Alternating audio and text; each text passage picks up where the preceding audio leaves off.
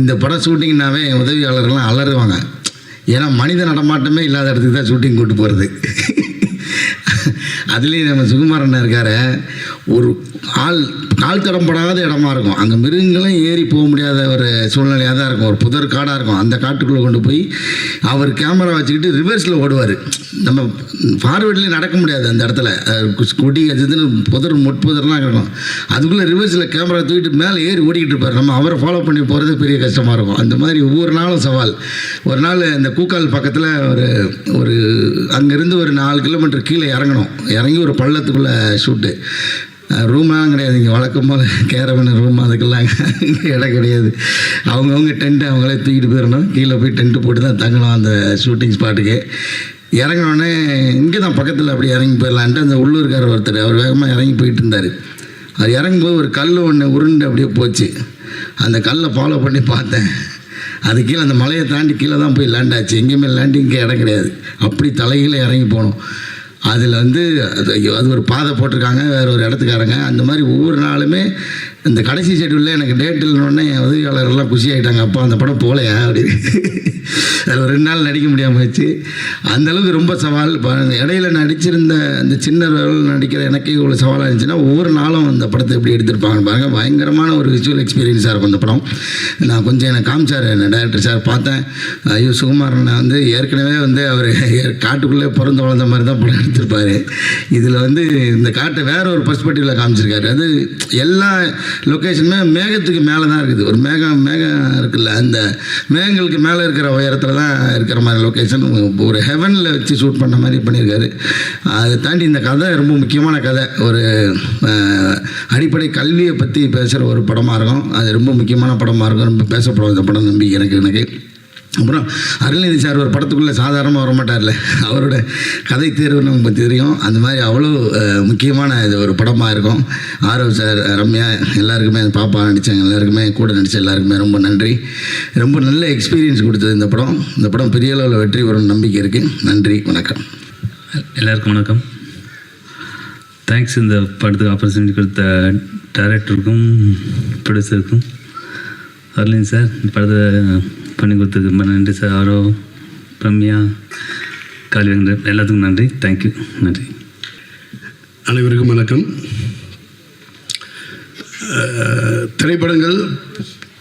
திரைப்பட விநியோகங்கிறது பொதுவாக வர்த்தனை சார்ந்தது. ஒரு சில படங்கள் மட்டும் மனசுக்கு நெருக்கமாக பிடிச்சி பண்ணுவோம். அது மாதிரி சில படங்கள் அமையும். இது அது கருத்து ரீதியாக இருக்கலாம், அந்த படத்தோட காட்சி அமைப்பாக இருக்கலாம், ஏதோ ஒரு விதத்தில் நெருக்கமான ஒரு விஷயமா இருக்கும். ஒரு அரசு பள்ளியில் படிக்கக்கூடிய மாணவர்கள் அதை பற்றி எனக்கு நிறைய கேள்வி இருக்கும். சும்மா எனக்கு பர்சனலாக நான் வெளிப்படையாக அதை யார்கிட்டையும் பகிர்ந்துக்கிட்டதில்லை. எனக்கே நிறைய கேள்வி இருக்கும். ஒரு அரசு பள்ளி அந்த அரசு பள்ளி கூட கிடைக்காத ஒருத்தவங்களை பற்றி 2026 ஒரு படமாக வருது. கொஞ்சம் ஒரு 2000 உள்ள ஒரு படம் மாதிரி பண்ணியிருக்காங்க. ரொம்ப ரொம்ப ஒரு மாதிரி அது பார்க்கவே ரொம்ப ஒரு மாதிரி இருந்துச்சு. அதில் ஒவ்வொரு கதை மாந்தர்களும் சின்ன கேரக்டர்லேருந்து ஆரம்பித்து ஒன்றும் அது செதுக்கப்பட்ட விதம். இந்த director Ganesh Vinayagam and Sukumar sir 2 பேர் சேர்ந்து ஏற்கனவே தேன்னு ஒரு படம் பண்ணாங்க. நான் அந்த படத்தை வெளியிட்டேன். இவங்க 2 பேருக்குமே ஒன்று உண்டு. அந்த காடு மலை அப்படின்னாலே 2 பேருக்கும் பயங்கர சந்தோஷம் வந்துடும்னு நினைக்கிறேன். அதை மொத்தமாக அப்படியே எடுத்து கொண்டாந்து கொடுக்கணும்னு சுகுமார் சார் சொல்லவே வேண்டியதில்லை. காடு மலை அருவி அப்படின்னா சுகுமார் சார்னு பேட்டர்ன் பண்ணி வச்சுட்டாரு போல் இருக்கு.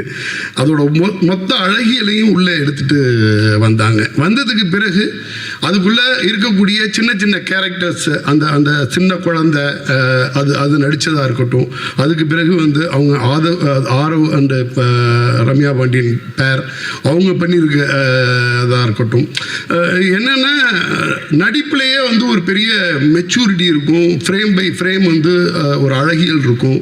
இதையெல்லாம் தாண்டி ரொம்ப ஒரு ஹார்ட் ஹிட்டிங்கான விஷயத்தை ரொம்ப அழகாக எடுத்து சொல்லியிருந்தாங்க. இதையெல்லாம் தாண்டி இதில் அருள்நிதி சார் ஒரு ஒரு படம் வந்து எனக்கு வந்து ஒரு மூட் செட் பண்ணுற மாதிரி இனிஷியலாக ஒரு கதையை வந்து நகர்த்தி அப்படி எடுத்துகிட்டு வந்தாச்சு.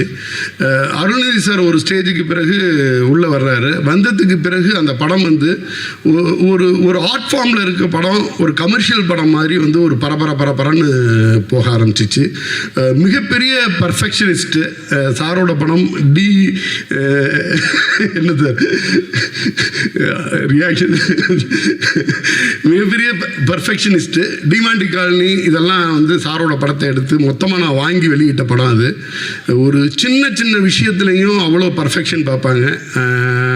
அது ப்ரொடியூசருக்கு வந்து ப்ரொடியூசர் ஃப்ரெண்ட்லியாக இருக்கிறதா இருக்கட்டும். நான் வந்து அந்த படம் வாங்கி ரிலீஸ் பண்ணும் பொழுது அதோட இன்டர்வியூ கூட என்னோட ஆஃபீஸில் உட்காந்தே பண்ணுறேன் அப்படின்னு சொல்லிட்டு ஃபுல் அண்ட் ஃபுல் பண்ணாங்க.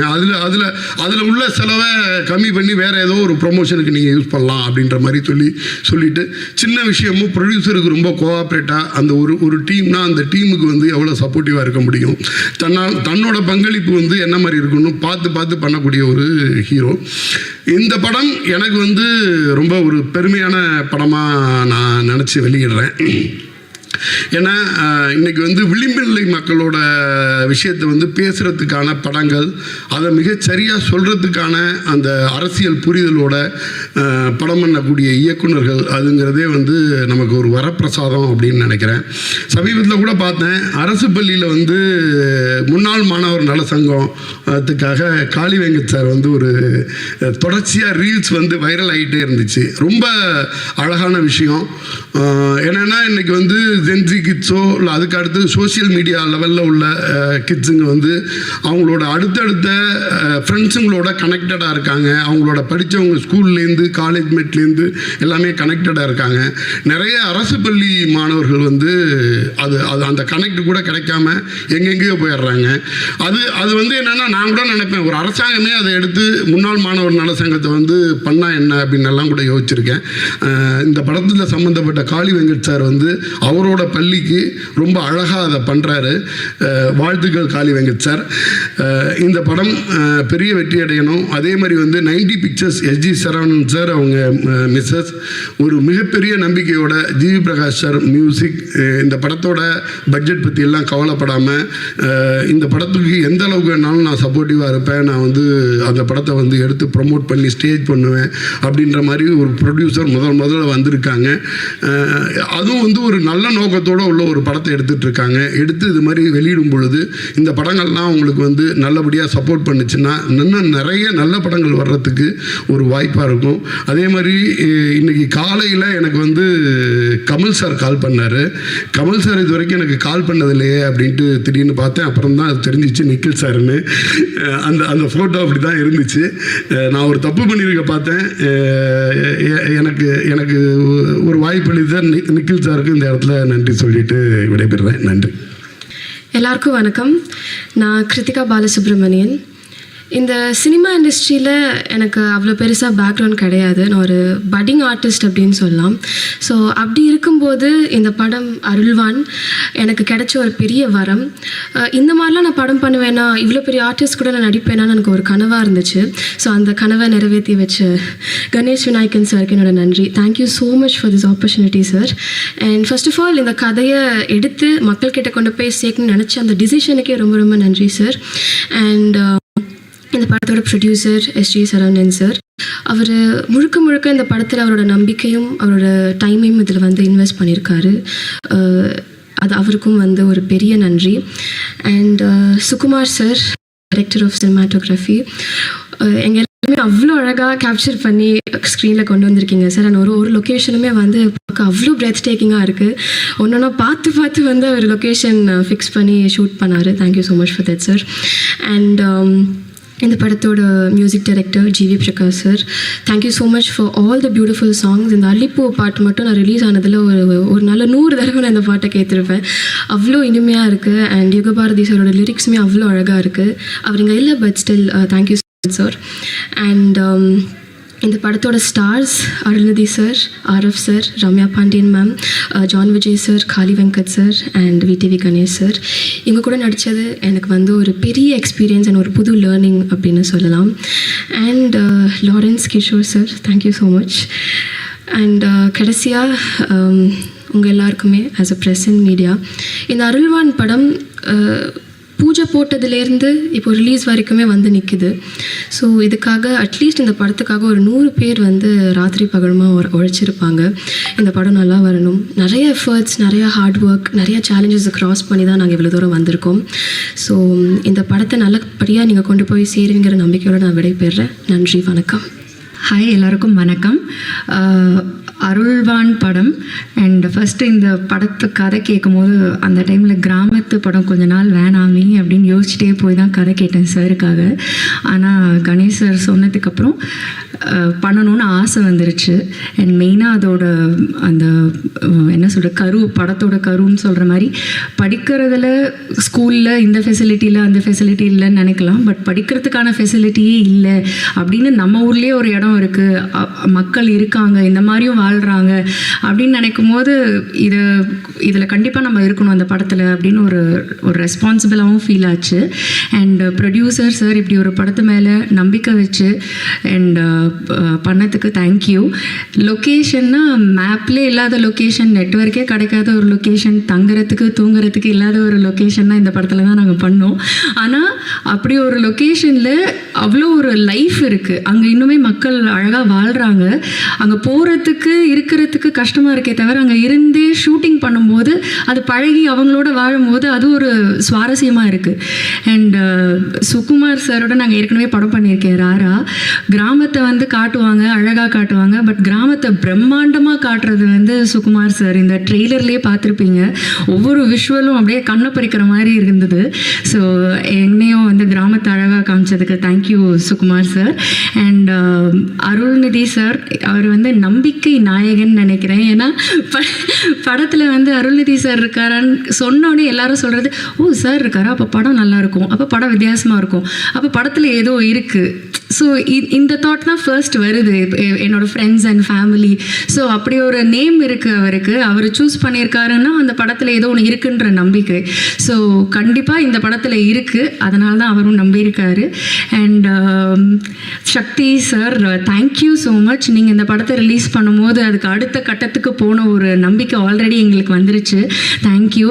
அண்ட் ஆரவ் என்னோட கோ actor, so such a dedicated actor. ஏன்னா அங்கே வந்து நாங்கள் பண்ணும்போது காளி சார் சொன்ன மாதிரி தான் அந்த லொக்கேஷன் போகிறது இப்படி போகலாம் இப்படிலாம் நாங்கள் போயிருக்கோம். அண்ட் அவர் அப்படி போய் மலை மேலே ஏறி அது மேலே மரத்து மேலெலாம் ஏறி அண்ட் ஒரு ஃபால்ஸ், ஒரு ஹியூஜ் ஃபால்ஸ் கீழே நாங்கள் ஷூட் பண்ணும்போது செம்ம குளிர் அப்போது. பட் அவர் வந்து உடம்பு ஃபுல்லாக சந்தனத்தை பூசிட்டு ஒரு போஸ்ட்லாம் பேலன்ஸ்டாக இருக்கணும். ஸோ அதெல்லாம் வந்து ரொம்ப கஷ்டம். அங்கே நாங்கள் கூட இருந்து பார்த்ததுனால தெரிஞ்சுது. பட் ஒவ்வொரு நாளும் அவ்வளோ டெடிக்கேட்டடாக இருந்தார். And such a wonderful co actor also. Krithika லொக்கேஷனில் நிறைய கீழெல்லாம் விழுந்து மண்டையில் பாறையிலலாம் கூட அவளுக்கு விழுந்து நடிச்சான்ற மாதிரி அவ்வளோ ஒரு டெடிக்கேஷன் அது பாப்பா. ஸோ இப்போ பாப்பா இல்லை, இப்போ க்ரோன் அப், பட் ஸ்டில் அவ்வளோ ஒரு அவங்க தான் படத்தோட என்ன சொல்கிறது ஹீரோ மாதிரி. ஸோ எனக்கு இந்த படத்தில் ஒர்க் பண்ணது ரொம்ப ரொம்ப சந்தோஷம். வாய்ப்பு கொடுத்ததுக்கு நன்றி. G V Prakash sir, such a soulful music. Allipoove song repeat மோடில் தான் கேட்குறேன்.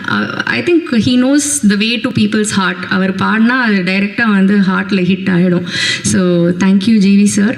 அண்ட் படத்தோட ஏடிஸ் எல்லாத்துக்குமே தேங்க்யூ. சாம், அசிஸ்டண்ட், அசோசியேட் எல்லா டிபார்ட்மெண்ட்லேயும் சாம் இருப்பார். ஏன்னா அந்த லொக்கேஷனில் ஒர்க் பண்ணுறது அவ்வளோ ஈஸி இல்லை. நாங்கள் ஆர்டிஸ்ட்டாக எவ்வளோ கஷ்டமோ அதை விட கஷ்டம் டெக்னீஷியன்ஸுக்கு. அவங்க ஓடிக்கிட்டே இருக்கணும்.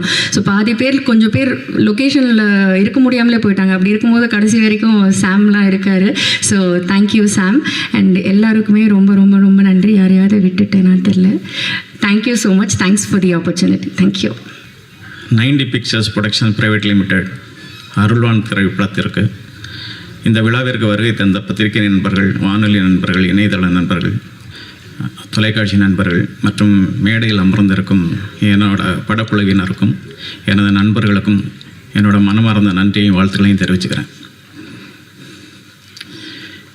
இந்த படத்தை சாதாரணமாக கடந்து போயிட முடியாது.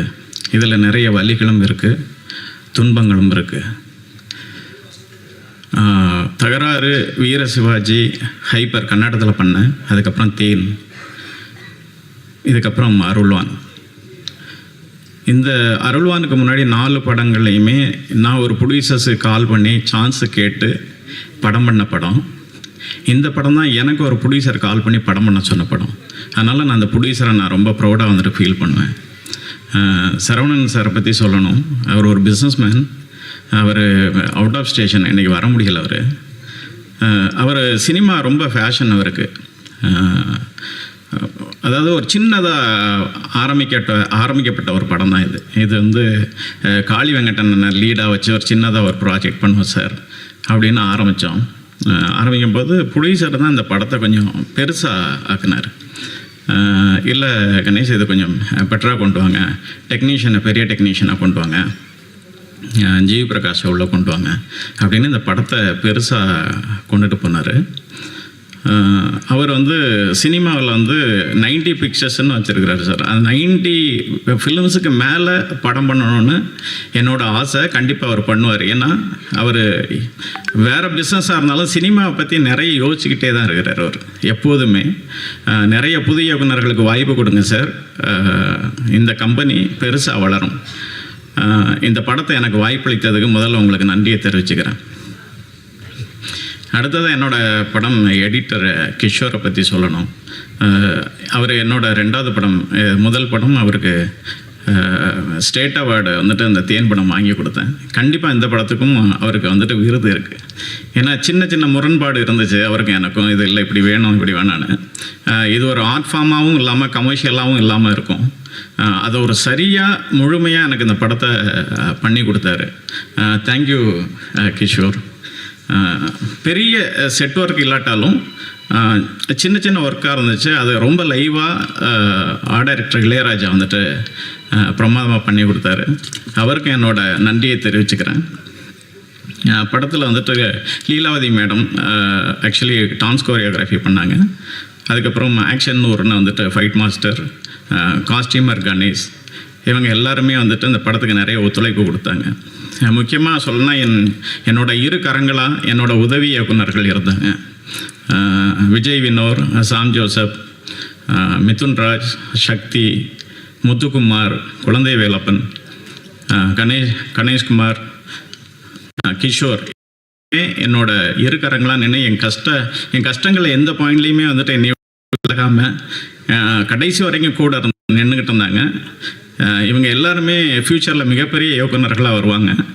அவங்களுக்கு என்னோடய வாழ்த்துக்களை நான் தெரிவிச்சுக்கிறேன். அடுத்ததாக சுகுமார், அவரோட நான் தொடர்ந்து பயணிச்சுக்கிட்டு இருக்கிறேன். உங்கள் எல்லாருக்கும் தெரியும் அவர் என்னோடய நண்பன் அப்படின்னு. என்னோடய சைல்ட்ஹுட் ஃப்ரெண்டு தான்.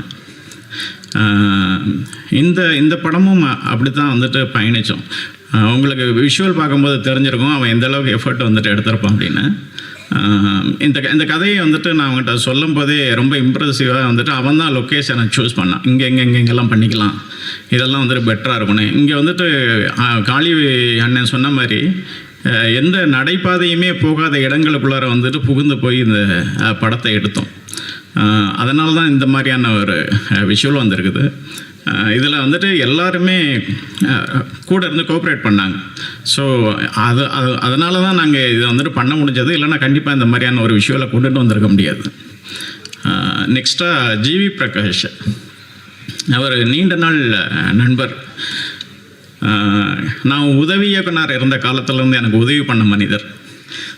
எப்போதுமே எதுக்குமே தயங்காமல் எந்த நேரத்துலையும் என்னோடய ஃபோனை வந்துட்டு அவர் அட்டன் பண்ணுவார். நான் இப்படி ஒரு படம் பண்ணுறேன் அப்படின்னு வந்துட்டு சொல்லும்போது இது நாங்கள் வந்துட்டு இந்த சொல்ல முடியாத டிஜிட்டில் தான் அவரோட பேமெண்ட் இருந்துச்சு. அதெல்லாம் அவர் பொருட்படுத்தாமல் பரவாயில்ல, நீ நல்லா வாடா, ஒன்றும் பிரச்சனை இல்லை, இந்த படத்தை பெருசாக நம்ம கொண்டு போய் சேர்ப்போம் அப்படின்னாரு. இந்த படம் மிகப்பெரிய வெற்றி பெற்றால் அதில் 50% அவரோட உழைப்பு இருக்குது. அப்படி ஒரு மியூசிக் பண்ணி கொடுத்துருக்கிறாரு. ரொம்ப நன்றி ஜிவி. அடுத்ததாக கிருத்திகா சொல்லணும். இந்த படத்தில் ஆக்சுவலி 3 ஹீரோக்கள்.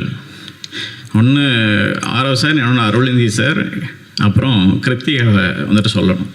ஏன்னா மெயின் கண்டென்ட்டாக வந்துட்டு கிருத்திகாவோட பேஸில் தான் அந்த கதைக்குள்ளார இருக்கும். அவள் பட்ட கஷ்டங்களை நம்மளால் வந்துட்டு சொல்ல முடியலை. அவள் குழந்த தினசரி அவங்க அம்மா கண்ணை பார்த்தோன்னா அவங்க கண் வந்துட்டு கண்ணீர் ததும்பி நிற்கும். ஏன்னா தான் குழந்தை எவ்வளோ கஷ்டப்படுது அப்படின்னு. அது அவங்களுக்கு அந்த வலி வந்துட்டு அந்த ஸ்பாட்டில் வந்துட்டு பெருசாக இருந்ததே தவிர அதனோட அவுட்புட் பார்க்கும்போது ரொம்ப சந்தோஷப்பட்டாங்க. எல்லா இடத்துலையுமே, அதாவது நாங்கள் வந்து என்ன சொல்கிறது, ஒரு ஹில்லிலேருந்து கீழே லொக்கேஷனில் கீழே இறங்கணும். கிட்டத்தட்ட ஒரு 2.5 மணி நேரம் கீழே வரணும். கீழே இருந்து மேலே போக முடியாது, 3.5 மணி நேரம் எங்களுக்கு வந்துட்டு செலவாகும். அதனால் நாங்கள் என்ன பண்ணோன்னா அந்த பர்டிகுலர் ஏரியாக்குள்ளாரையே ஒரு டென்ட்டு அமைச்சு அதுக்குள்ளார தான் எல்லாருமே ஸ்டே பண்ணியிருந்தோம். அப்படி தான் எல்லாருமே ஒரு 18 நாள் அந்த இடத்துல வந்துட்டு ஸ்டே இருந்தாங்க. இப்போ சரியான உணவு கிடையாது, நடைபாதை கிடையாது, நிறைய இடத்துல விழுந்துருவா பாப்பா.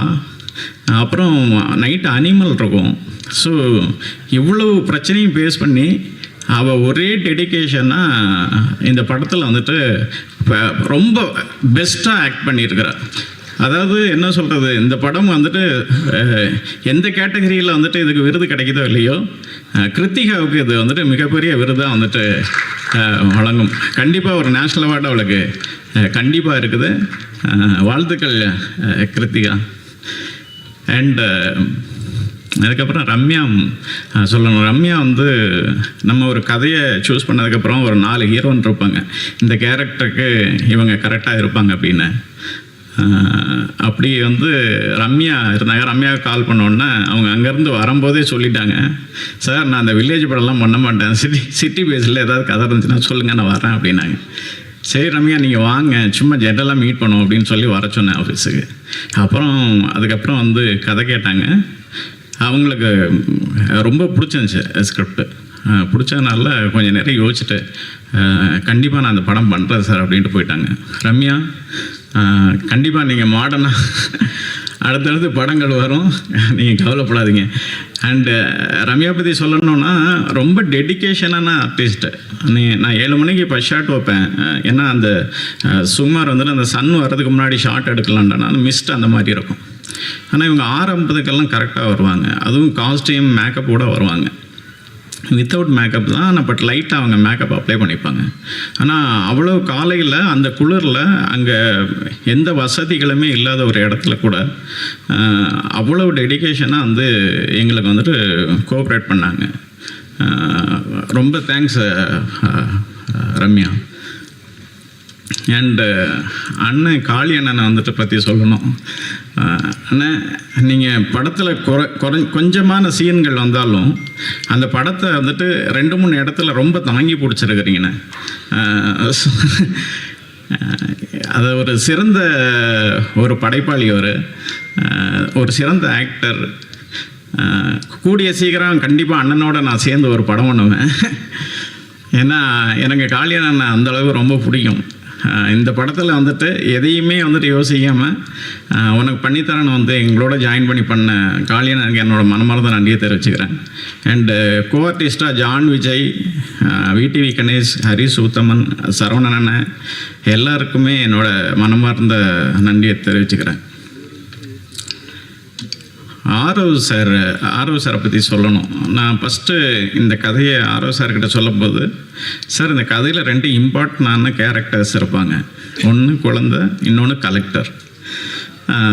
இது உங்களுக்கு ஓகேவா சார் அப்படின்னு சொல்லி தான் அந்த கதையை ஆரம்பித்தேன். கதை சொல்லுங்கள் அப்படின்னு சொன்னார். கதை அவருக்கு ரொம்ப பிடிச்சிருந்துச்சு. அவர் கதை கேட்டுட்டு, சார் இந்த கதையை நம்ம சொல்லாமல் வந்துட்டு யார் சொல்கிறது சார், எந்த இடமா இருந்தானே, இது வந்து ஒரு தனிப்பட்ட கருத்து கிடையாது, இது சொசைட்டிக்குள்ளார நடக்கிற ஒரு கருத்து இல்லை, அதனால் நான் தாராளமாக அந்த படத்தில் நடிக்கிறேன்னு தான் இந்த ஸ்கிரிப்டுக்குள்ளார வந்தார். பட் அவரோட லைஃப் ஸ்டைல் என்னன்னு தெரியாது. ஆனால் அங்கே அந்த 18 நாள் எங்களோட அந்த டென்ட்டில் தங்கிட்டு ஒரு அசிஸ்டன்ட் டைரக்டர் மாதிரி ஒர்க் பண்ணார். ஒரு டைம் சொன்னால் அந்த டைமு, என்ன காஸ்டியூம் கொடுக்குறோமோ அந்த காஸ்டியூமை அங்கே வந்துட்டு நாங்களே சமைச்சு அப்படி தான் ப்ரொவைட் பண்ணிக்கிட்டு இருந்தாங்க. ஏன்னா அவங்க உணவு பழக்க வழக்கங்கள் எப்படி இருக்குன்றது தெரியாது. கொடுக்குற சாப்பாடை வாங்கி சாப்பிட்டுக்கிட்டு ரொம்ப டெடிக்கேஷனாக அந்த படத்துக்கு ஒர்க் பண்ணார். இவர் வந்துட்டு முற்பகுதியில் இந்த படத்தோட ஃபஸ்ட் ஹாஃபில் இந்த மண்ணுக்கும் இந்த மக்களுக்குமான போராடுற ஒரு மனிதனாக இருக்கிறாரு. இதனோட இரண்டாம் பகுதி செகண்ட் ஹாஃபில் இந்த சொசைட்டிக்கு போராடுற ஒரு மனிதராக தான் அருள் சார் இந்த படத்துக்குள்ளார இருக்கிறாரு. ஸோ எந்த எதிர்பார்ப்பும் இல்லாமல் ஆரோ சார் இந்த படத்தை நடித்து கொடுத்ததுக்கு என்னோட மனமார்ந்த நன்றியை தெரிவிச்சுக்கிறேன். தேங்க்யூ ஆரோ சார். ஆக்சுவலி அருள் சாரை பற்றி நிறைய சொல்லணும். கிட்டத்தட்ட என்னோட இரண்டாவது படம் சாரோட. ஒரு 14 வருட நட்பு அவரோட எனக்கு. சாரை பற்றி ஃபஸ்ட்டு வந்துட்டு நான் சொல்லிடுறேன். ரொம்ப எளிமையானவர், அவங்க எல்லாத்துக்கும் தெரியும். ரொம்ப அன்பானவர். அதாவது பெரியவங்க சிறுவங்கன்னு பார்க்க மாட்டாங்க, எல்லாரையுமே ஒரே மாதிரி நடத்தக்கூடிய ஒரு மனிதர். இவன் வெற்றி பெற்றவன், இவன் தோல்வி பெற்றவன் அப்படின்னு நினைக்க மாட்டார். எல்லாத்துக்கிட்டையும் கதை பிடிச்சிருந்துச்சுன்னா படம் பண்ணுற ஒரு சிறந்த குணம் கொண்டவர். இது எனக்கு தெரிஞ்சு அருள் சார்கிட்ட இருக்கிற நற்குணங்கள். அப்புறம் இந்த கதை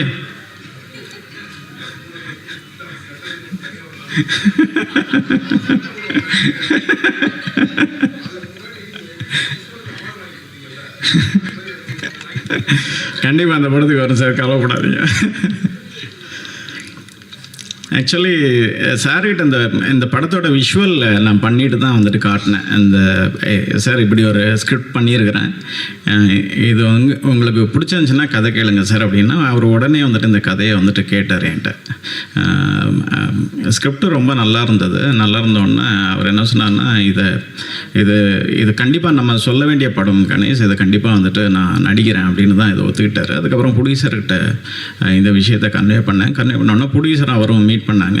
ப்ரொடியூசர்கிட்டையும் ரொம்ப ஓப்பனாகவே வந்துட்டு பேசி இது பண்ணிட்டாரு. ஆனால் பட் சாருக்கு மோஸ்ட்லி வந்துட்டு இங்கே தான் தேனி டிஸ்ட்ரிக்ட்குள்ளாரெலாம் ஒரு 4 நாள் மலைப்பகுதியில் அவரை படாத பாடு படுத்திட்டேன் நான். ஒரு இடம் மட்டும் வந்துட்டு கூக்கல் பகுதியிலேருந்து கீழே இறக்கணும். அதாவது நாங்கள் மேலே சின்னதாக மேட்ச் பண்ணிக்கலாம் அப்படின்னு வந்து சொல்லும்போது கேமராமேனுக்கிட்ட வந்துட்டு கேட்டார், சார் கீழே எடுத்தால் நல்லா இருக்குமா மேலே எடுத்தால் நல்லா இருக்குமான்னு கேட்டார். கேமராமேன் வந்துட்டு கீழே எடுத்தால் நல்லா இருக்கும்னு வந்துட்டு சொல்லிட்டார். அவர் கீழே இறங்குனதுக்கப்புறம் ரியாக்ஷன்லேயே என்னை திட்டினார், வேறு எதுவுமே சொல்லலை. ஸோ அந்த அளவுக்கு ஒரிஜினலாகவே கஷ்டப்பட்டு அதை வந்துட்டு பண்ணோம். அது எல்லாமே வந்துட்டு இன்றைக்கி வந்துட்டு ஒரு படமாக பார்க்கும்போது மிகப்பெரிய வந்துட்டு சந்தோஷத்தை கொடுக்குது. எனக்காக நான் கிட்டத்தட்ட அந்த இவ்வளோ வருட நட்பில் எப்போதுமே சொல்லுவார். இப்போ கூட உட்காந்துருக்கும்போது சொன்னார், சுகுமார் டைரக்டர் நம்ம 3 பேரும் சேர்ந்து ஒரு படம் பண்ணுவோம் அப்படின்னு. இல்லை அவர் அப்படி தான் பேசுவார், ஆனால் கண்டிப்பாக வந்துட்டு பண்ணுவார்.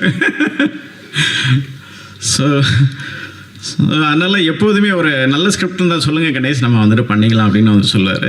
இது அவருக்கு வந்துட்டு பிடிச்ச ஸ்கிரிப்டாக இருந்துச்சு. கண்டிப்பாக அந்த படம் வந்துட்டு ஒரு நல்ல விதத்தில் மக்கள்கிட்ட கொண்டு போய் வந்துட்டு சேரும். இது நான் இதுக்கு முன்னாடி தேன் பண்ணும்போது சக்தி சார் தான் அந்த படத்தை எனக்கு ரிலீஸ் பண்ணி கொடுத்தாரு. நான் மறுபடியும் சக்தி சார்கிட்ட இந்த படத்தை வந்துட்டு காட்டினோம். சக்தி சாருக்கு இந்த படம் ரொம்ப வந்துட்டு பிடிச்சிருந்தது. கண்டிப்பாக அந்த படத்தை நான் ரிலீஸ் பண்ணி தரேன்னு இந்த சக்தி ஃபிலிம் ஃபேக்ட்ரி தான் ரிலீஸ் பண்ணுது. இன்னொன்று சென்டிமெண்ட்டாக சக்தி சார் வந்துட்டு ஒரு படத்தை ரிலீஸ் பண்ணாலே தெரியும். கண்டிப்பாக அருள் சார் எப்படி ஒரு கதையை சூஸ் பண்ணி வந்துட்டு நல்ல கதையை எடுப்பாரோ அதே மாதிரி அவர் பார்க்குற படங்களும் நல்ல படங்களை தான் ரிலீஸ் பண்ணுவார். இந்த படமும் ஒரு வெற்றி படமாக அவரோட ரிலீஸிங்கில் இருக்கும்.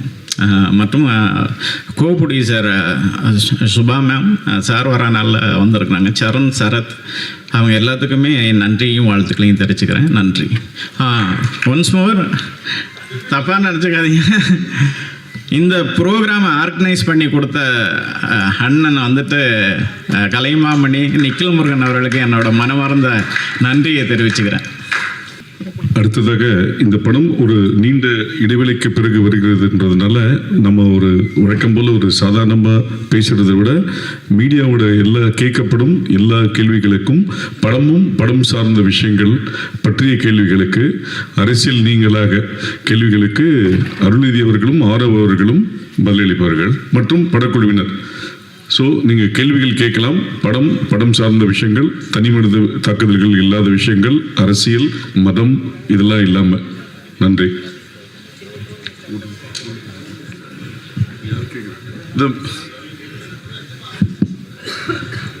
யாருக்கு?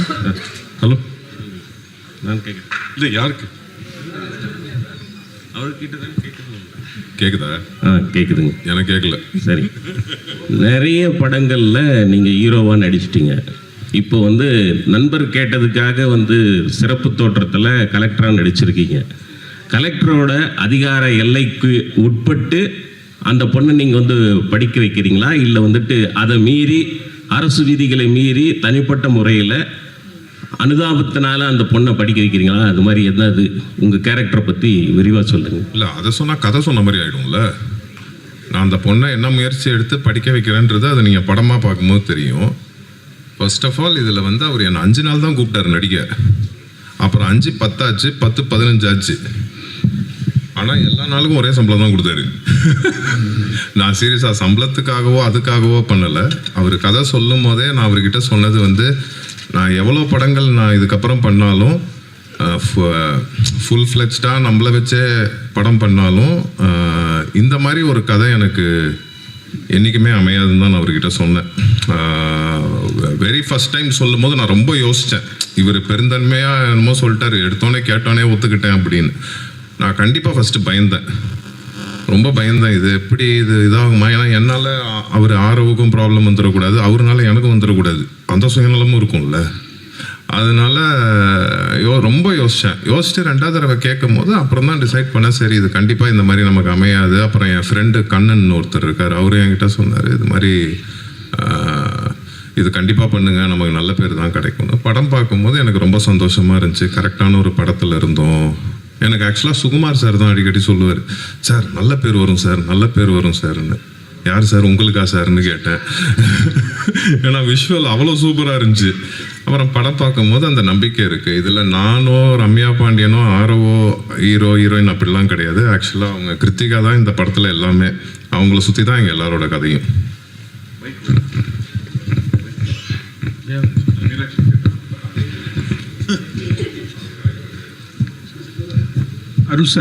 அருள் சார், நீங்கள் இந்த படத்தில் நல்ல பேர் வரும்னு சொன்னீங்க. வம்சத்துலேருந்து எவ்வளோ படம் நடித்தா கூட இந்த பட தலைப்பில் தான் உங்கள் பேர் இருக்குது, அருள் அப்படின்னு, அருள்வான்னு.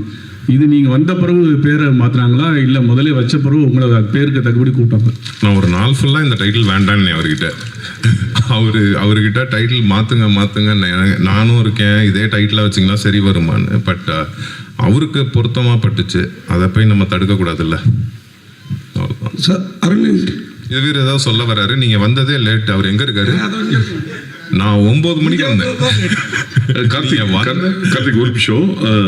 பல வெற்றி படங்களுக்கு உறுதுணையாக இருந்தவரும் அடுத்து விரைவில் இயக்குனராக அறிமுகமாக உள்ள இப்படத்தின் கலை இயக்குனர் லால்குடி இளையராஜா அவர்களை மேடைக்கு அழைக்கிறோம்.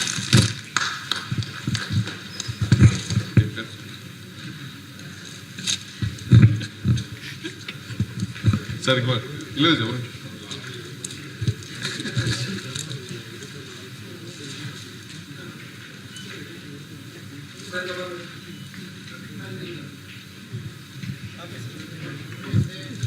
கார்த்திக் யாருக்கு? அருள்நிதி சார்.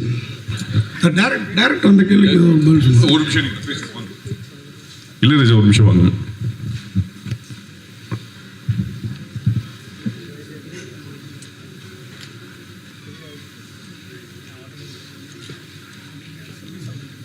மேடையில் வந்திருக்க எல்லாருக்கும் வணக்கம். உங்கள் எல்லாருக்கும் வணக்கம். ஏதாவது கேள்வி கேட்டால் வேணால் பதில் சொல்லலாம். தனியாக நின்று ஏதாவது பேச சொன்னால் என்ன டாபிக் ஆரம்பிக்கிறதுன்னு எனக்கு தெரில இந்த படத்தில். நன்றி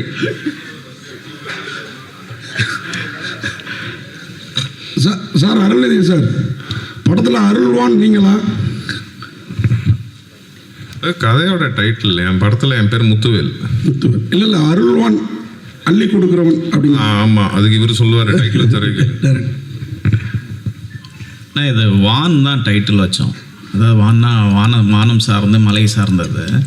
அந்த டைட்டில் கிடைக்கல. இப்போ ஜென்ரலாகவே ஒரு ப்ளஸ்ஸிங்காக இருக்கும் அப்படின்றது தான் எல்லாத்துக்கும். அதனால் அருள்வான்னு சேர்த்து வச்சுக்கிட்டேன். அருள்வான் அது, அவ்வளோதான். ஓகே டேரக்டர் சார், அதே மாதிரி உங்களுக்கு ஒரு கேள்வி. நீங்கள் பேசுகிறப்ப காளி வெங்கட் மனசில் வச்சு கதை பண்ண அப்படின்னீங்க. ஆனால் வந்து ஹீரோன்றப்ப அருள்நிதி சாரையும் ஆரவியும் சொல்கிறீங்க. அவரும் ஒரு ஹீரோ தான். இவங்க 2 பேரும் வந்ததுனால அவரை கம்மி பண்ணிட்டீங்களோ? அந்த மாதிரி இல்லை. அந்த ஸ்கிரிப்டே வேறு ஸ்கிரிப்டாக இருந்துச்சு. சின்ன ஸ்கிரிப்டாக இருந்தது. அதுக்கப்புறம் கொஞ்சம் ஸ்கிரிப்டை மாற்றி தான் இந்த மாதிரி. அதாவது ப்ரொடியூசர் விருப்பம் என்னென்னா சின்ன படமாக பண்ண வேணாம், கொஞ்சம் பெருசாக பண்ணலாம், ஏன்னா ஃபஸ்ட்டு ப்ரொடக்ஷன் பண்ணுறதுனால கொஞ்சம் நல்லாவே பண்ணுங்க அப்படின்னு தான் இவங்க டெக்னீஷியனாகவும் ஜிவி பிரகாஷ், அருள் சார், ஆரவ் சார், அந்த மாதிரி ரம்யா மேம் எல்லாத்தையும் அந்த மாதிரி கொண்டுட்டு வந்தாங்க. அதனால் அந்த படத்தை கைவிட்டுட்டு இந்த ப்ராஜெக்டை ஸ்டார்ட் பண்ணோம். ஃபஸ்ட்டு அண்ணனை கமிட் பண்ணியிருந்த ப்ராஜெக்ட் வேறு. ஸோ அதனால தான் சொன்னேன் நான் அண்ணனோட மறுபடியும் கண்டிப்பாக இன்னொரு படம் பண்ணோம் அப்படின்னு. அது மாதிரி டேரக்டர் சார், ரொம்ப நாளைக்கு அப்புறம் ரம்யா பாண்டியன் யாருக்கு ஜோடி? ஆரவ் சாரோட. ஆமாம். அருள் சார் எங்கே சார் சார் கோடம்பாக்கத்தில் வந்து அருள்வான்னா எல்லாருக்கும் தெரியும், அருள்நிதின்ட்டு. ஏன்னா பசங்களுக்கு வந்து ரொம்ப பிடிச்ச ஒரு நடிகர். அது இல்லாமல் எல்லாமே டைட்டிலும் அதே போகுது. ஆனால் இப்போ அதே படத்தில் அதே நெக்ஸ்ட் ஒரு படம் வந்து பாண்டி காலனி 3. ஸோ அப்படியே கான்ட்ராஸ்டாக இருக்குது. அது எப்படி நீங்கள் வந்து ஹேண்டில் பண்ணீங்க?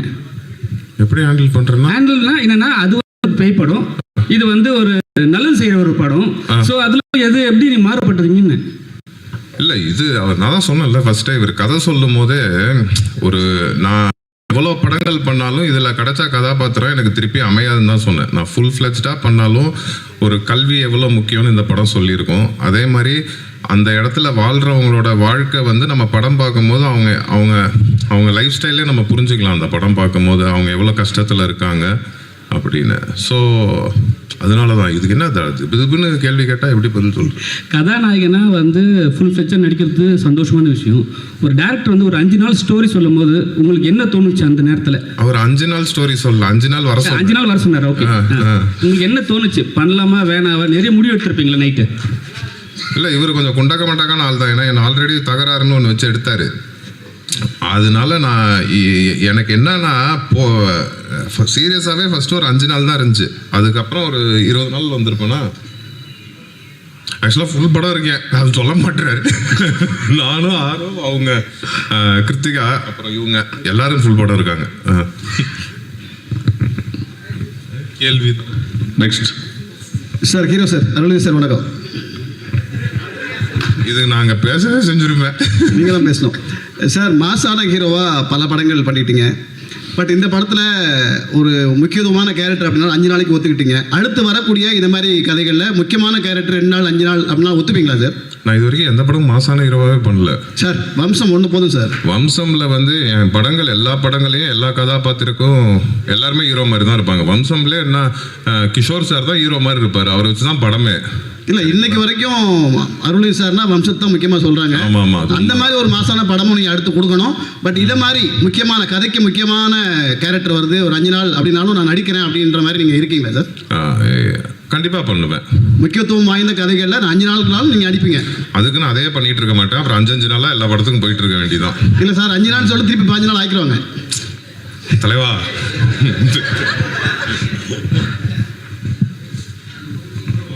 நெக்ஸ்ட் ஆரோவுக்கு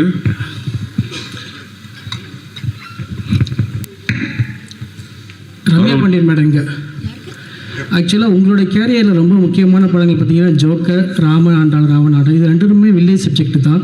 ஸோ உங்களுக்கு நல்ல பேர் வாங்கி கொடுத்த அப்படிங்கிற பட்சத்தில் நீங்கள் ஏன் வில்லேஜ் சப்ஜெக்ட் சூஸ் பண்ணுறது தயங்குறீங்க? இல்லை, இந்த படம் கதை கேட்கும் போது உண்மையிலேயே அந்த மைண்ட் செட்டில் தான் இருந்தேன். ஏன்னா வர எல்லாமே வில்லேஜ் சப்ஜெக்ட். அது நல்ல வில்லேஜ் சப்ஜெக்டாக இருந்ததுன்னா நம்மள அறியாமல் நான் ஓகேன்னு தான் சொல்லியிருக்கேன். பிடிச்சி வேணான்னு சொன்னது கிடையாது. பட் இந்த படம் முடிக்கும் போது என் மனநிலை எப்படி இருந்ததுன்னா வில்லேஜ் சப்ஜெக்ட் பண்ணுறது எனக்கு பெருமையாக ஃபீல் ஆச்சு. ஏன்னா ஒரு கிராமத்து மக்களை நம்ம ரெப்ரசென்ட் பண்ணுறோம், அவங்களோட வாழ்வியலை காட்டுறோம். ஸோ அதில் நிறைய நுணுக்கங்கள் இருக்குது, அதில் ஒரு ரியாலிட்டி இருக்குது, ஒரு சோல் இருக்குது. ஸோ படம் முடிகிற டைமில் நான் பெருமை தான் பட்டேன். ஸோ இப்போ அந்த மைண்ட் செட்டில் இல்லை. கதை கேட்கும் போது உண்மையிலே நான் அவர்கிட்ட ஃபோனில் நோ தான் சொன்னேன். ஸோ இருந்தாலும் ஒரு வாட்டி கேட்க வாங்கினாங்க. தேங்க்யூ சார் திருப்பி வர சொன்னதுக்கு. ஸோ கதை கேட்டதுக்கப்புறம் எனக்கு ரொம்ப ஹாப்பி ஆயிடுச்சு. ஸோ இனிமேல் வில்லேஜ் படம் கண்டிப்பாக கண்டிப்பாக சார் ஆரோ சார் சார் தமிழ் சினிமாவில் வந்து பெரும்பாலும் வந்து டபுள் ஹீரோ வந்து நடிக்கிறது வந்து ரேராக தான் நடிப்பாங்க. அருள்நிதி சார் கூட நடிச்சிருக்கீங்க. உங்களுக்கு எந்த அளவுக்கு எக்ஸ்பெக்டேஷன் இருந்தது? என்ன சவால்கள் எல்லாம் சந்திச்சிங்க? தமிழில் வந்து அந்த ஒரு இது இருக்குது, மல்டி ஹீரோ பண்ணுறது வந்து ரொம்ப கம்மியாக இருக்குது. But other languages Malayalam, Telugu, கன்னடாலெலாம் நிறைய பண்ணுறாங்க. தமிழ்லேயே எனக்கு பண்ணணுன்னு ரொம்ப ஆசையாக இருந்துச்சு. பட் இந்த கதை சொல்லும்போது வந்து அருள் சாரோட கேரக்டர் அப்போது வந்து யாருமே ஃபிக்ஸ் பண்ணலை. யாராவது ஒருத்தவங்க வந்து அது கொஞ்சம் ப்ராமினெண்ட்டாக இருந்தால் அது நல்லா இருக்குமோ படத்துக்கு அப்படின்னு ஃபீல் பண்ணிட்டு தான் அது ஒரு 20 days ஷூட் பண்ணதுக்கப்புறம் தான் அப்புறம் அருள் சார் உள்ளே வந்தார். எனக்கும் அருள் சாருக்கும் ஷூட்டிங்கில் நாங்கள் சேர்ந்து இது பண்ணவே இல்லை. ஆக்சுவலாக செகண்ட் டைம் தான் அருள் சார் நானும் பார்க்குறேன். பட் படமாக அது பார்க்கும்போது அருள் சார் அந்த கேரக்டர் பண்ணது வந்து இன்னும் அந்த படத்தையும் சரி அந்த கேரக்டரையும் அது வந்து பயங்கரமாக எலிவேட் பண்ணிச்சு. ஸோ அது வரைக்கும் ஹாப்பி தாங்க. அருள் கணேஷ் சார் டைரக்டர் சார், இதே உண்மை கதைன்னு நீங்கள் இது ஒரு தனிப்பட்டவருடைய கதையா அல்லது அங்கே நடந்த இன்சிடென்ட் மாரி ஏதாச்சும் இருக்குது சார்? இல்லை, ஒருத்தருக்கு படிப்பு இல்லையா அல்லது அந்த ஊரில் உள்ள அத்தனை பேருக்கு? அதாவது அங்கே ஒரு என்ஜிஓ ஆய்வுப்படி என்ன சொல்கிறாருன்னா 25% வந்து தான் படிப்பு இருக்குது, 75% வந்துட்டு கிடைக்க மாட்டேங்குது அப்படின்றது தான் சொல்கிறாரு. முக்கியமாக இது வந்துட்டு இந்த படம் வந்துட்டு காடர் மொழியில் எடுக்கப்பட்ட படம். அதாவது காடர் மொழி ஏஷியாவிலேயே ஃபஸ்ட்டு மொழி அப்படின்னு வந்துட்டு சொல்கிறாங்க. இதுக்கு அனீஸ்னு ஒரு தம்பி தான் அந்த வால்பாறை கல்லார்குடின்னு ஒரு ஊர் சைட்லேருந்து வந்து எங்களுக்கு டிரான்ஸ்லேட் பண்ணி கொடுத்து உதவி இயக்குனராக அவர் ஒர்க் பண்ணி டிரான்ஸ்லேட் பண்ணி வந்துட்டு கொடுத்தாரு. நான் ஆக்சுவலி ட்ரெக்கிங் போகிற பழக்கம் எனக்கு அதிகமாக உண்டு. நான் அந்த மாதிரி வந்து சின்னூர்ன்ற ஒரு கிராமம், அதாவது பெரிய குளத்துக்கு மேலே இருந்து உள்ளே போகிற ஒரு கிராமம் இருக்குது. அந்த கிராமத்துக்கு நான் போகும்போது அது குடின்னு சொல்லுவாங்க. அந்த மக்களை நான் வந்துட்டு சந்திக்கும் போது அப்போது ஒரு குழந்தை வந்துட்டு என்னை படிக்க வைக்க முடியுமா அப்படின்னு வந்துட்டு கேட்டுச்சு. என்ன பிரச்சனை அப்படின்னு கேட்கும்போது அவங்களோட பிரச்சனையை சொன்னாங்க. என்னென்னா 3 மாதம் காட்டாற்று வெள்ளம் வரும், இதை கிராஸ் பண்ண முடியாது, ஃபஸ்ட்டு சிக்னல் கிடையாது, அதனால் அடிப்படை வசதிகள் எதுவும் இல்லை, ரோடு இல்லை, இந்த மாதிரியான பிரச்சனைகள்லாம் நிறைய இருக்குது அவங்களுக்கு. ஸோ அப்போ நான் ஒரு வீடியோ கிளிப் பண்ணி ஒரு பத்திரிக்கைக்கு வந்துட்டு நான் அனுப்பிச்சேன். அது உடனே இம்மிடியேட்டாக வந்துட்டு ப்ரெஸ் ஆச்சு, இது பப்ளிஷ் ஆச்சு. பப்ளிஷ் ஆனதுக்கப்புறம் அங்கே இருக்கிற கலெக்டர் என் லைனுக்கு வந்தார். இந்த வில்லேஜ் எங்கே இருக்குது அப்படின்னு வந்துட்டு கேட்டேன். ஸோ அவருக்கே அது சரியாக தெரியலை. அதுக்கப்புறம் நான் ஒரு அட்ரஸ் வந்துட்டு சொன்னேன். அப்புறம் இது தேனி மாவட்டத்திலேருந்து பேசின கலெக்டரு, இது பெரியகுளம் வந்துட்டு திண்டுக்கல் மாவட்டத்தை கனெக்ட் பண்ண போல. அதுக்கப்புறம் அங்கேருந்து எல்லாருமே அந்த குழந்தைய போய் பார்த்து அதுக்கான எஜுகேஷனை கொடுத்து இன்றைக்கி அந்த பொண்ணு வந்துட்டு அதை எஜுகேஷனை முடிஞ்சிருச்சு. இதனோட இன்ஸ்பயர் தான் அந்த கதை. ஓகே சார், இந்த கேரக்டருக்கு முத்துவேல்னு வச்சுருக்கீங்க, முத்துவேல் கருணாநிதினு வச்சுருக்கலாமே. இது சார்கிட்ட கேட்கலாம். சார் சுகுமார் சார் பார்ட் 2ல் வைப்பார். சார் சுகுமார் சார், தொடர்ந்து மலைவாழ் மக்களுடைய கதை, காடு, மலைகள் இதையே தான் காட்டிகிட்டு இருக்கீங்க. எப்போ தான் வந்து நீங்கள் ஒரு லவபிள் படமாக பண்ண போகிறீங்க? அது ஜியோ வருது இமீடியட்டாக, அது பாருங்கள். மான்கார் அது மாதிரி கலர்ஃபுல்லாக ஃபுல் சிட்டி படமாக இருக்கும், விரைவில் அது வரும். அருள் சார், எவ்வளோ அரசு போஸ்ட் இருந்தாலும் அந்த கலெக்டர் போஸ்ட் தான் ரொம்ப பெரிய போஸ்ட்டுமாங்க. சின்ன வயசில் நம்ம எல்லோரும் கலெக்டர் ஆகணும், இன்ஜினியர் ஆகுவாங்க. நிஜ வாழ்க்கையில் இப்போ உங்களுக்கு சின்ன வயசில் உங்களுக்கு பிடிச்ச கலெக்டர்னால் யார் சொல்லுவீங்க? யாராவது இது இருக்கா சார்? அப்படி நிறைய பேர் இன்ஸ்பிரேஷன் இருக்காங்க, எவ்வளவோ கலெக்டர் இருக்காங்க. எல்லாருக்கிட்ட இருக்கிற ஒரு நல்ல விஷயத்தையும் ரசிக்க வேண்டிதான். ஆக்சுவலாக எங்கள் அக்காவுக்கு கலெக்டர் ஆகணுன்னு ரொம்ப ஆசையாக இருந்துச்சு. நான் எங்கள் அக்கா கிட்ட அதை சொன்னேன், அது நான் இந்த படத்தில் நிறைவேற்றிட்டேன் பாரு, உனக்கு ரொம்ப பிடிக்கும் அப்படின்னு. எங்கள் அக்கா ரொம்ப ட்ரை பண்ணாங்க ஆக்சுவலாக. சார் ஆரோ சார், உங்களுக்கு ஒரு படத்தில் வந்து அருள்நிதி, காளி வெங்கட் 2 பேர் இருக்காங்க. அருள்நிதி சார் இங்கே பேசுகிறப்ப அப்படியே ஜாலியாக அப்படி பேசுவார். ஆனால் நடிப்புன்னு வந்துட்டா வேறு லெவலில் இருப்பார். அவர் உள்ளே வந்துருக்கிறாரு. அதுமாதிரி காளி வெங்கட்டும் பார்த்தீங்கன்னா ரொம்ப சாதாரணமாக, நம்மளோட சாதாரணமாக இருப்பார். ஆக்டிங்கில் வேறு லெவலில் இருப்பார். உங்களுக்கு அந்த பயம் இருந்ததா? ஏன்னா நீங்கள் வந்து நல்ல நடிகர் தான், ஆனால் ஒரு 2வது 3வது படத்தில் இவங்களோட ஜாயின் ஆகிறப்ப நம்மளை தூக்கி சாப்பிடுவாங்களோங்கிற ஒரு திங்கிங் உள்ளுக்குள்ளார இருக்கும் இல்லையா? இது இல்லாமல் ரம்யா பாண்டியன் வேறு, அவங்க கிளாமரும் சரி ஆக்டிங்கும் பிரமாதமாக பண்ணுவாங்க. எப்படி ஃபீல் பண்ணீங்க? இல்லை, ரம்யா பாண்டியன் பார்த்து பயப்படல. அதில் இல்லை, அருள் சார் கூட எனக்கு இல்லை, போர்ஷன்ஸ் இல்லை, அந்த மாதிரி தான் படத்தில் கதை அப்படி, அதனால அருள் சார் கூட நடிக்கிற இது இல்லை. பட் காளி சார் கூட 2-3 இது இருந்துச்சு. அஃப்கோர்ஸ் ஒரு பயங்கரமான ஒரு ஆக்டர் அவங்க. அந்த அந்த சீனோட போகும்போது ஐ திங்க் நாங்கள் டைம் லிமிட்டேஷன்ஸ் அதெல்லாம் இருந்தெல்லாம் டக்குன்னு கரெக்டாக பண்ணிட்டோம் அதை. பட் அது படமாக பார்க்கும்போது சார் பண்ண அந்த போர்ஷன்ஸ் வந்து அவ்வளோ ஸ்ட்ராங்காக ஃபீல் ஆச்சு, பயங்கர எமோஷன்ஸ் ஃபீல் ஆச்சுது. ஸோ அது அவர் ஜஸ்டிஃபை பயங்கரமாக அதை பண்ணிட்டார். சார் லால்குடி இளையராஜா சார், நீங்கள் பேசுகிறப்ப ஏதாவது கேள்வியில் கேட்ட பதில் சொல்லுவோம். நீங்கள் மலை சார்ந்த இடமே நல்ல இயற்கையான இடம், ரொம்ப அழகாக இருக்கும். நீங்கள் அங்கே என்ன செட்டு ஏன்னா நீங்கள் விருதுலாம் பல விருது வாங்கினவர், இந்த படத்துலேயும் உங்களுக்கு விருது இருக்கும், உங்களுக்கும் சுகமாக இருக்கும், கண்டிப்பாக இருக்கும். ஃபஸ்ட்டு உங்களுக்குலாம் ஆர்டரேஷன்னா செட்டு போடுறதுன்னு யார் சொன்னது? இல்லை அதான் அது தெரியாமல் தான் கேட்குறேன். செட்டு போட்டால் தான் அது ஆர்டரேஷன் நினச்சிட்டு இருக்கீங்களா? நீங்கள் தான் ஒன்று டிசைட் பண்ணிக்கிறீங்க. ஃபஸ்ட்டு ஆர்டரேஷன்னா என்ன நீங்கள் கேட்டீங்கல்ல, கொஸ்டின் கேட்டிருக்கீங்கல்ல. ஆமாம், செட்டு போட்டால் தான் ஆர்டரேஷன். சார் நானும் பேசிக்காக ஒரு ஓவியம் தான், 10வது முடிச்சுட்டு வந்து ஓவிய கல்லூரியில் இடம் கிடைக்காம தான் பத்திரிகையாளராக மாறினேன். அதுக்கப்புறம் எனக்கு இடம் கிடைச்ச பையன் அப்புறம் பத்திரிகைக்காரங்களாம் ஒரு ஓவியனாக இருந்துட்டு அந்த கேள்வி கேட்கக்கூடாது இல்லை. இப்போ ஆர்டரேஷன் லைக் ஒரு களம், அந்த களம் எங்களுக்கு மாட்டியிருக்கப்ப அது எப்படி சார்? ஒரே நிமிஷம், கேள்விங்கிறது என்ன சார்ந்து இல்லை, என் மூலியமா மக்களுக்கான விளக்கம். அவங்க இதை இவ்வளோ அளவுக்கு நாலேஜாக இருக்க மாட்டாங்க, உங்க அளவுக்கு குறைஞ்சபட்சம் எல்லா ஆர்டர்ஸுமே அப்படியே கேட்டுட்டு இருக்கீங்க. மேஸ்திரி கூட ஏதோ ரீப்பர்ஸில் செட்டு போட்டுக்கிட்டே இருப்பாங்க அப்படின்னு. படம் ஃபுல்லாக ஒர்க் பண்ணுற எல்லா ஃப்ரேம்ஸ்லையும் ஆர்டரேஷனோட பங்கீடு இருக்குது. நாங்கள் இருக்கோம் இல்லை அப்படிங்கிறது இல்லை, நாங்கள் லொக்கேஷன் பார்க்குறோம், அந்த லொக்கேஷனில் தான் அந்த கதை நடக்குது அப்படிங்கிறத டிசைட் பண்ணுறோம். கதையோட களத்தை நாங்கள் தான் ஆராய்ஞ்சு அந்த இடத்துக்கு கூட்டிகிட்டு போகிறோம் எல்லா ஆர்டிஸ்ட்டையும். ஸோ செட்டு போட்டால் தான் ஏதாவது ஒன்று ப்ளைவுட் வச்சு மேக் பண்ணால் தான் அப்படின்னு நினச்சிட்டு இருக்கக்கூடாது. கதைக்குள்ளே ஃபுல்லாக இருக்கும். ஈச் அண்ட் எவ்ரி ஃப்ரேமில் ப்ரொடக்ஷன் டிசைனிங் இருக்குது. அது என்ன கலர் ஸ்கீமில் போகலான்னு டிஸ்கஸ் பண்ணுறோம். கேமராமேன் கூட என்ன லைட் அப்பில் எடுக்கலான்னு டிஸ்கஸ் பண்ணுறோம். ஸோ கதை ஃபுல்லாக ஆராய்ஞ்சிட்டு இருக்கோம். நீங்கள் ஏதோ செட்டு போடுறது அதனால கதை இது போய் ஏதோ மலைட்டன் என்ன நாங்கள் என்ன பண்ண போகிறோம் அப்படின்னு கொஸ்டின் கேட்டுட்டு இருக்கக்கூடாது அப்படிங்கிறது என்னோட தாழ்மையான வேண்டுகோள். இனிமேலாவது இந்த கொஸ்டின்ஸ் இது மாதிரி கொஸ்டின்ஸ் அந்த ஆர்டர் விளக்கம் கிடைச்ச பிறகுதான் எனக்கே அது தெரியுது. அப்போ மக்களும் இதுக்கப்புறம் தெரிஞ்சுப்பாங்கிறதுக்கு தான் இந்த கேள்வி. நன்றி. இதை போஸ்ட் பண்ணீங்க, நான் கரெக்டாக போஸ்ட் பண்ணி நான் கரெக்டாக கொண்டு போய் சேர்த்தீங்கன்னா ஆர்டர்ஸ் அந்த மலையில் என்ன செட்டு போடுறீங்க, அங்கே தெருவில் எடுக்கிறப்போ உங்களுக்கு என்ன வேலைன்னு கேட்காம இருப்பாங்க ஆடியன்ஸு. நீங்கள் தான் அதை கரெக்டாக கொண்டு போய் அப்போ ரீச் பண்ணணும். ஸோ தெரிஞ்சுக்குவாங்கல்ல மக்கள். ஃபிலிம் மேக்கிங்னா ஒவ்வொருத்தவங்களுக்கும் ஒவ்வொரு பார்ட் இருக்குது தான், அதில் எவ்வளோ இம்பார்ட்டன்ட் என்னென்ன பார்ட்டில் இருக்குது அப்படிங்கிறத மக்கள் எந்த அளவுக்கு ரீச் பண்ணுறாங்களோ அப்போ தான் கலை வடிவம் கொண்டு போய் அவங்களுக்கு போய் ரீச் ஆகும். நன்றி. டைரக்டர் சார் உங்களுக்கு ஒரு கொஸ்டின். இந்த படத்தோட டிசைனில் காடும் சேர்ந்த இடமும் நார்மலாக இருக்குது, சிட்டி தலைகீழ இருக்குது. இது என்ன கனெக்ட் பண்ணுறீங்க? இல்லை அதாவது இருக்கு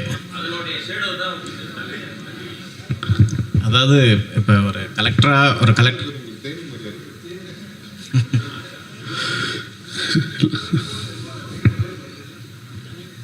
இது கதையில் என்ன விதமாக கனெக்ட்? இல்லை இது ஒரு கலெக்டராக வந்துட்டு நம்ம ஒரு ஃபாரஸ்ட்டுக்குள்ளார கொண்டு போய் வைக்க முடியல. ஒரு சிட்டிக்குள்ளார இருக்கிற ஒரு கலெக்டரை சந்திக்க வர்ற ஒரு குழந்தையோட லைஃப் தான் அதனோட எடுத்துக்காட்டாக பண்ணியிருக்கிறோம், வேற ஒன்றும். சார் அருள்வந்தி சார், இன்னைக்கு வந்து கல்வி 2026 பட்டி தொட்டியங்க எல்லா இடத்துலையுமே கல்வியை கொண்டு போய் சேர்த்துருக்காங்க. ஆனால் இன்னமும் ஒரு சில மலைவாழ் மக்களுக்கு கல்வி கிடைக்கல, ஏழை எளிய மக்களுக்கு கல்வி கிடைக்கலன்னு சொல்லியிருக்காங்க. இதுக்கு என்ன காரணமாக இருக்குன்னு நீங்கள் நினைக்கிறீங்க சார்? இதுக்கு காரணம் தெரிஞ்சால் நான் இங்கே உட்காந்துருப்பேன், நெஜ கலெக்டராக இருக்க மாட்டேன். அந்த கஷ்டத்தை தான் இந்த படத்தில் சொல்லியிருக்கோம். ஸோ இப்போ நிறைய இடத்துல நிறைய பேர் அதை செஞ்சுட்டு வராங்க. இதுவும் பேஸ்ட் ஆன் ட்ரூ ஸ்டோரி தான். இது உண்மையாகவே எங்கே நடந்தது, எந்த கலெக்டர் அதை செஞ்சார், எந்த ஊரில் நடந்துச்சு, அங்கே பேசிகிட்டு இருக்காரு. இங்கே பாருங்கள், முக்கியமான கேள்வி அது எல்லாமே இவர் சொல்லியிருக்காரு. அதை கேளுங்க, அதை ஒரு தடவை கேளுங்க. நிறைய பேர் ட்ரை பண்ணுறாங்க. இன்னும் இப்போ எல்லா இடத்துலையுமே இப்படி இருக்குன்னு நம்ம சொல்ல முடியாது. எல்லா இடத்துலையுமே கல்வி போய் ரீச் ஆயிடுச்சு. இவர் தான் சொன்னார் இன்னும் 20% இடத்துல. ஆமாம், அது 25% இருந்து இன்னும் கம்மியாக இருக்கும். சீக்கிரம் இன்னும் கம்மியாகிடும் நம்புவோம். நீங்கள் சொல்லுங்கள், அந்த பேஸ்ட் ஆன் ட்ரூ ஸ்டோரி இல்லை சார் இப்போ ஒவ்வொரு நாங்கள் எல்லா மலை கிராமத்துக்குள்ளரையும் போகல, இது கொஞ்சம் ஸ்டடி பண்ணும்போது, இந்த கதையை ஸ்டடி பண்ணும்போது ஒரு குறிப்பிட்ட ஒரு 10 கிராமங்களுக்குள்ளார போனோம். சில குழந்தைகள் வந்துட்டு ஒரு 20 கிலோமீட்டர் இல்லை, ஒரு சில குழந்தைகள் வந்துட்டு ஒரு 20 கிலோமீட்டர் தாண்டி தான் வந்துட்டு ஸ்கூலுக்கு வந்துட்டு போகிறாங்க. அந்த குழந்தை திரும்பி வர முடியாது. ஏன்னா இப்போ உங்களுக்கு ஃபாரஸ்ட் தெரியும், அட்டை இருக்கும், எலிஃபண்ட் இருக்கும், இது லெப்பர்ட் இருக்கும். ஸோ இந்த மாதிரி நிறைய பிரச்சனை இருக்குது. இங்கே சில இடங்களில் தான் உண்டு உறைவிட பள்ளிக்கூடம்னு இருக்குது. என்னென்னா அங்கே ஹாஸ்டல் அவங்களுக்கு, அதாவது இவங்க வந்துட்டு மண்டே வந்துட்டு ஸ்கூலில் கொண்டு போய் விட்டுடுறாங்க.